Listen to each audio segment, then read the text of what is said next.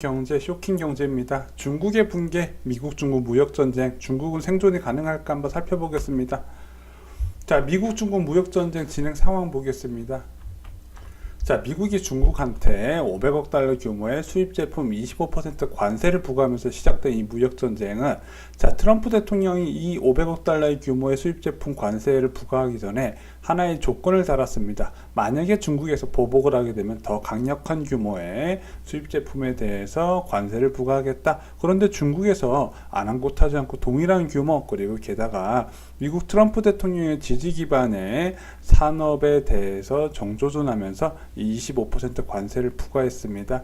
자, 미국은 이에 질세라 2천억 달러 규모의 수입 제품 10% 과세를 했고요. 연말 또는 내년 1월 1일부터 25%까지 늘린다는 안까지 발표를 한 상황입니다.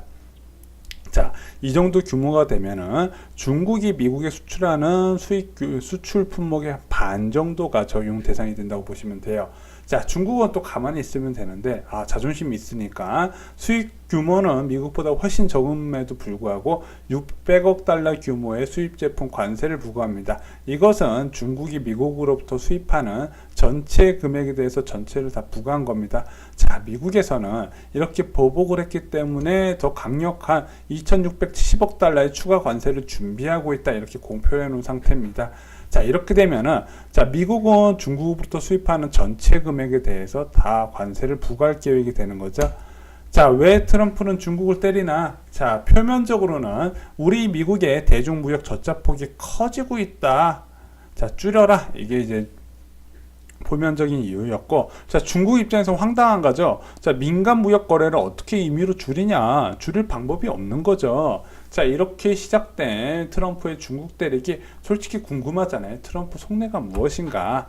자, 두 가지로 크게 압축이 됩니다. 첫 번째, 자신의 정치적인 성과를 위해 중국을 궁지로 몰고 만족할 만한 협상 결과를 받기. 자, 두 번째는 과거의 일본처럼 초강대국으로 성장한 가능한 국가에 싹을 자르기 전략. 자, 첫 번째는 이 1번 아니라고 좀 우세했었는데, 점점 시간이 갈수록 2번이 아닌가, 이런 생각이 좀 강하게 들고 있습니다. 왜 그러냐? 자, 1차 관세 대상을 보면은, 자, 중국이 중진국에서 선진국으로 나아가야 될 산업들, 의료기기, 바이오 기술, 항공우주, 반도체 등의, 자, 첨단 산업에 대해서 1차 관세 대상을 잡았다는 거에 대해서 그 특징이 나타납니다. 자, 그러면은 일단 이렇게 진행된 상황, 이미 중국은 미국으로부터 수입되는 품목 전체에 대해서 관세 카드를 다 쓴 상황입니다. 자, 그럼 카드가 없는 중국의 선택지 어떤 것들이 있을까요?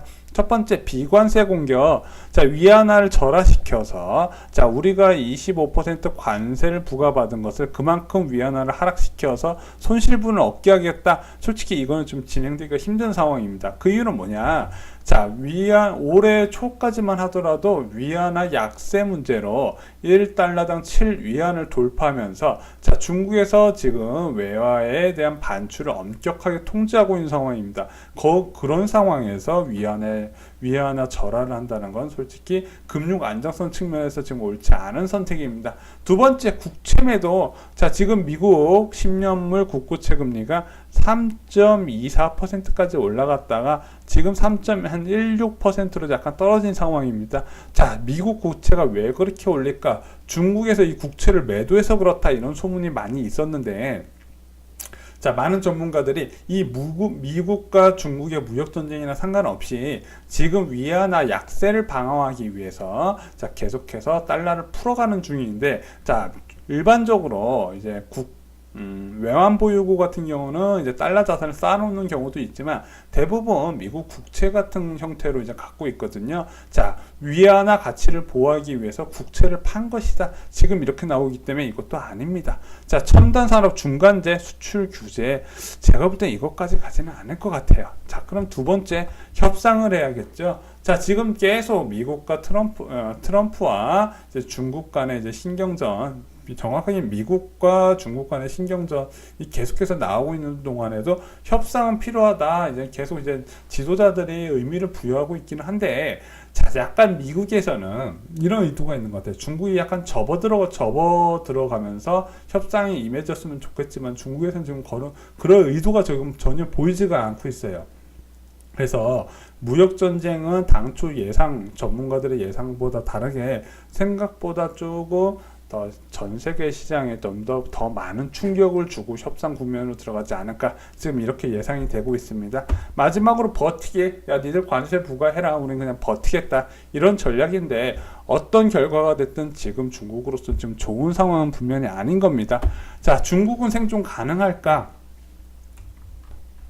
자, 미국의 관세 폭탄이 중국한테 유난히 뼈아픈 이유가 있습니다. 자, 중국의 탑10 수출입 국가 보면 수출 국가 1위가 미국입니다. 자, 이 증감률이 지금 빠르게 올라가고 있는 상황에서 야, 여기에 10%에서 25% 관세를 두드려 맞는다는 거는 솔직히 중국으로서는 이제 생존이 달린 문제죠. 2위, 3위, 뭐 4위 합친 규모만큼 1위가 해당이 되기 때문에 문제가 되더라. 자, 반면에 대한민국도 안전할 수는 없어요. 왜냐? 대한민국이 수출국가 1위 바로 한국이라는, 중국이 수입국가 1위가 한국입니다. 여기서 상당수가 반도체를 차지하는데 그 이유는 뭐냐? 대한민국에서 수입한 부품을 이제 완제품을 거쳐서 지금 미국으로 수출하는 단계가 있기 때문에 그렇다는 거죠. 자, 그러면은 지금 중국이 생존 가능할까? 한번 중국의 경제 상황을 보면은 이제 여실하게 나옵니다.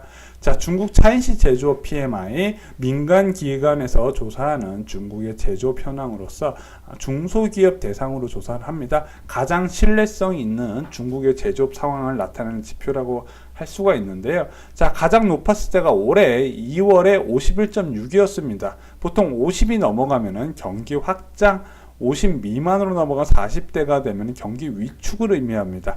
자, 그래서 경기 위축을 나타낼 때 보면은 2008년 금융위기나 2015년 전으로 이제 중국의 유동성 경착륙 위기하고 일맥상통합니다. 자, 그런데 51.6이어서 잘 나갔던 중국 제조업이 자, 현재 50까지 떨어진 상황입니다. 자, 10월 이대로 되면은 10월 31일 날 발표되는 조사 자료에서는 40대로 떨어질 가능성도 지금 제기되고 있는 상황이고, 그렇게 된다면 지금 안 그래도 약세인 중국 증시가 추가 하락 가능성도 있는 상황입니다. 자, 지금 중국 증시에 물리신 분들 많으시죠? 상해 종합 2359포인트 현재인데, 자, 올 초까지만 해도 3587포인트였어요. 무려 1350포인트 가까이 지금 날아간 상황이라는 거죠. 자, 그럼에도 불구하고 이게 끝이 아닐 수도 있다. 왜 그렇게 얘기를 하냐? 조금 더 부정적인 시선을 좀 저희가 보여드리면은요. 자, 미국이 울고 싶은 중국에 뺨 때린 격이다. 이게 무슨 얘기냐? 미국에서 이미 무역전쟁을 시작하기 전부터 중국은 자체적으로 안고 있는 고질적인 문제에 의해서 내부적으로 좀 골마 터지고 있는 상황이었거든요. 예를 들면 어떤 게 있을까요? 자, 2018년 현재까지 중국 채권 디폴트 규모 6조 5천억 규모인데, 자, 이게 2017년에 비해서 거의 50% 이상 늘어난 수치입니다. 자, 이것이 어떤 거냐? 중국의 부채 중에서 기업 부채가 지금 사회적으로 굉장히 문제가 되고 있어요. 중국 정부가 경제를 굉장히 아마추어처럼 이끄는 이유가, 아마추어처럼 이제 이끌어간다고 생각하는 이유가, 자, 중국은 조금이라도 경착륙 조짐이 보면 바로 유동성을 풀면서 그 위기를 덮어버리고 있어요. 자, 이것이 계속해서 반복되다 보니까, 자, 이것이 이제 좀비 기업들이 양산하고 이 기업들이 대출이 없으면 살아갈 수 없이 지금 돼버린 상황이죠. 그게 어느 정도 한계점에 오다 보니까 중국 채권 디폴트 사태가 계속 이어지고 있더라. 자, 그래서 중국 비금융 상장 기업에 2019년 만기되는 단기 부채 81%가 상환 가능한데 나머지 거의 20% 가까이는 상환이 불가능하다는 거죠. 상장 기업이 이 정도면 비상장 기업은 훨씬 심각하다는 얘기예요. 게다가 중국이 갖고 있던 고질적인 문제, 부동산 거품, 베이징 빈집이 100만 채 규모고 중국 전체 5천만 채의 빈집이 추정되는데 실제적으로 이거보다 더 많다는 의견도 있어요. 자, 그러다 보니까 이것을 팔지 못하고 소유하고 있는 부동산 기업 1위부터 20위의 부채 총액이 1,700조 원이에요. 자, 얘네들이 왜 안 마고 버티고 있었냐? 저금리 정책으로 억지로 지금 누르고 있는 상황이거든요. 어떻게든 연명하면서 살아가고 있는데 이것이 실물 경제가 타격을 받으면 정말로 버티기가 힘들다 이거죠. 자, 얼마나 대출이 문제가 심각한가? 자, 2007년에 GDP 대비 총부채 비율이 중국 같은 경우 145%였다가 현재 256%까지 올라간 상황입니다. 자, 그러다 보니까 중국의 부채 비율이 빠르게 올라가고 있더라. 자, 여기서 보면은 중국의 기업 부채 비율, 일본하고 스페인 다음으로 지금 문제가 되는데, 자, 일본이나 스페인처럼 다르게 정부 주도의 대출이 아니라 기업 주도의 대출이 문제가 됐다는 거죠. 자, 기업의 과도한 차입으로 인한 위기 상태, 대한민국 IMF 때 겪었던 위기가 지금 중국이 따라간다는 거죠. 자, 그나마 이렇게 과도한 기업 부채에서도 살아남을 수 있었던 거는 저금리였던 건데, 자, 지금 중국의 소비자 물가가 빠르게 상승하고 있어요. 자, 그 이유는 뭐냐? 위안화 자체가 지금 약세로 끌고 가기 때문에 수입 물가가 올라가는 상태에서 관세까지 부과하다 보니까 소비자 물가가 2.5% 상승으로 아무래도 물가 상승률이 좀 압박이 지금 과해지고 있는 상황입니다. 자, 물가 상승을 잡기 위해 가장 좋은 카드가 뭐가 있죠? 금리 인상 카드죠. 아무래도 중국에서 계속해서 유동성을 풀면서 기존의 좀비 기업들을 이제 조금이라도 숨구멍에 넣어주는 게 앞으로도 가능할까? 솔직히 점점 힘든 상황으로 가고 있다.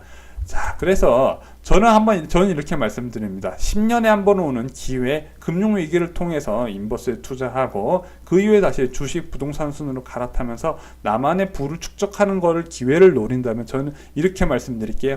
중국 상황을 지켜봐라. 자, 저희가 쇼킹 부동산도 얼마 전에 이제 금융위기를 미리 할 수 있는 방법 5가지를 전해드렸는데 그중 3가지가 중국의 경제 위기를 미리 할 수 있는 방법이었습니다.